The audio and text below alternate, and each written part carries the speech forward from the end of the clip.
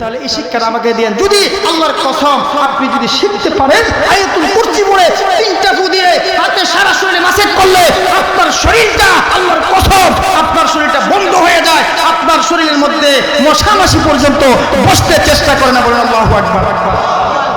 এত দাম আয়াতুল কুরসি। পড়বেন নি? পড়বেন কিনা? আমার বন্ধুরা, আল্লাহ বলে, বন্ধুরে বিসমিল্লাহির রহমানির রহিম, এই বিসমিল্লাহ পরে আপনি সামনের দিকে যান। বিসমিল্লাহির রহমানির রহিম বলে সামনের দিকে যখন গেছেন, আরেকটা ওয়াজ শুনে যান, আরেকটা আমল শুনে যান। আমলের দরকার আছে নি? আপনি যদি কোনো জিনিস হারিয়ে ফেলেন, কোনো জিনিস খুঁজে পান না, আপনার রাস্তাটা দূরে হয়ে গেছে, আপনি টাকা নাই পকেটের মাধ্যমে, আপনি হাইটে যাইতে হবে অনেক দূর পর্যন্ত, আপনার পকেটের মধ্যে টাকা নাই, আপনি বিপদগামী হয়ে গেছেন রে।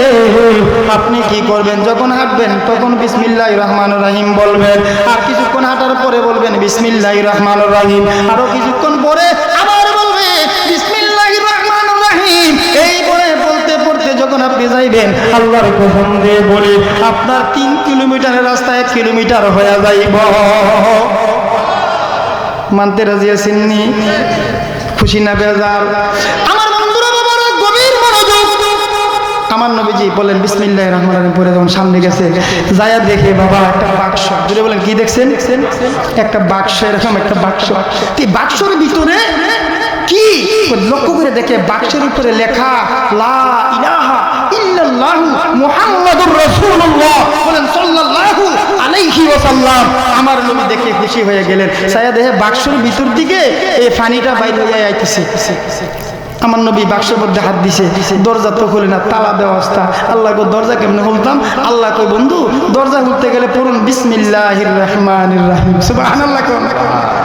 যেই কোনো কাজে আমার মা বোনদেরকে বলছি, মা আপনি পাক করতে যাইবেন, উযু কইরা আপনি বিসমিল্লাহির রহমানির রহিম কইরা শুরু করে দিবেন। আপনি খাইতে যাইবেন, আপনি খাওয়ার সময় প্রথমে বলবেন বিসমিল্লাহি ওয়া আলা মিল্লাতি রাসূলিল্লাহ। আপনি যেই কোনো কাজ করতে যাইবেন, সাথে সাথে বলবেন বিসমিল্লাহির রহমানির রহিম বলে আপনি শুরু করবেন। ওই ছাত্র বাবারা, ছাত্র বোনেরা, ছাত্র ভাইয়েরা, আপনাদেরকে বলতে চাই, আপনারা যখন পড়াশোনা করতে যাইবেন, পরীক্ষা দিতে যাইবেন, সাথে সাথে সর্বপ্রথম অন্য কিছু কথা মনে না করে আপনি বলবেন বিসমিল্লাহির রহমানির রহিম। আপনি যখন পড়তে যাইবেন, আপনি বইটা খোলার আগে আগে আপনি বলবেন বিসমিল্লাহির রহমানির রহিম বলে যখন আপনি বই খুলবেন, আপনার পড়া আপনার সিনার মাধ্যমে রাব্বি জিদনি ইলমা, আল্লাহ রাব্বুল আলামিন আপনার সিনার মাধ্যমে বই পড়ার সাথে সাথে আপনার সিনার মধ্যে পড়া বিদ্ধ হয়ে যাবে। আমলটার দরকার আছে নি?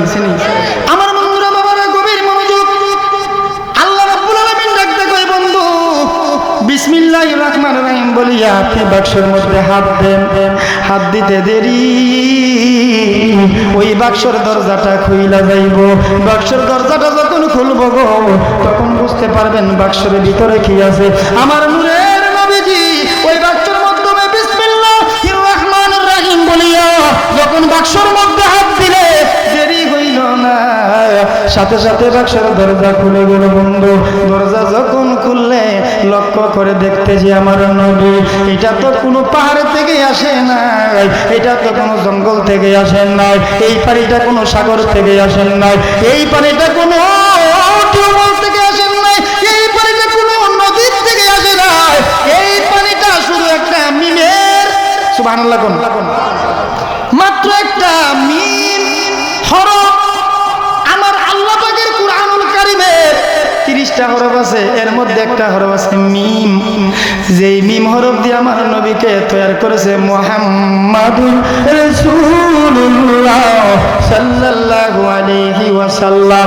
যেই মিম দিয়ে মা বলা হয়, যেই মায়ের গর্ভ থেকে আপনি আসছেন, যেই মিম দিয়ে আমার নবীজির নাম মোবারক, যেই মিম দিয়ে মদিনা, যেই মিম দিয়ে মক্কা, যেই মিম দিয়ে আমার নবীজির সমস্ত, আমার নবীজির নাম মোবারক শানমান, যেই মিম দিয়ে মূলত আমার নূরের নবীজি হচ্ছে মিম। আমার নূরের নবীজি কোন কিতাবের মধ্যে আলিফ লাম মিম, আলিফ লাম মিম, এই 3টা হরফের কিন্তু অর্থ কোরআনে নাই, আসেনি, নাই। কিন্তু বাবের দেশের লোকেরা এজমা কিয়াস, কোরআন হাদিস, এজমা কিয়াস, কোরআন হাদিসের পরে এবং আরেকটাই আছে এজমা এবং কিয়াস।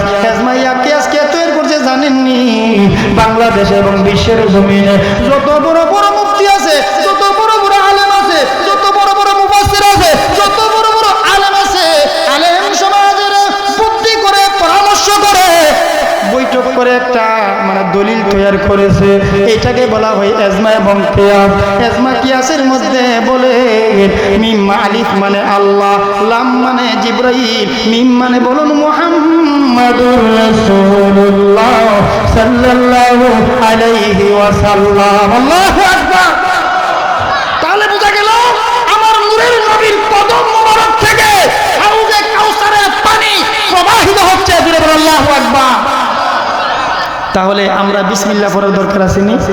হেনিয়ারা জান্নাতের মাধ্যমে ফাঁসটা ঘর বানাইছে আল্লাহ। আল্লাহ কয় বন্ধু জান্নাত বানাইলাম আপনার জন্য আমি আল্লাহ, কিন্তু হেবা করে দিলাম, লিখিত করে দিলাম আপনি নবীর নামে। বন্ধু গো, এই জান্নাতের ভিতরে যদি ঢুকতে চায় আপনি নবীর ইন্নাল জান্নাতা হারামাত কুল্লু আমবিয়া হাত্তা আদখুলাল জান্নাতা মাআল উম্মতি।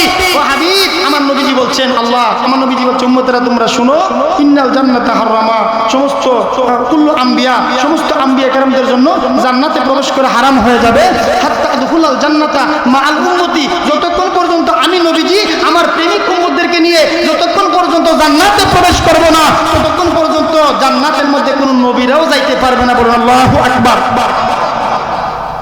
দেখছেন নি উম্মতকার আমরা না? তাহলে আমরা জান্নাতে না যাওয়া পর্যন্ত জান্নাতে কোনো নবীরাও যাইতে পারতো না। দেখেন হযরত ইদ্রিস আলাইহিস সালাম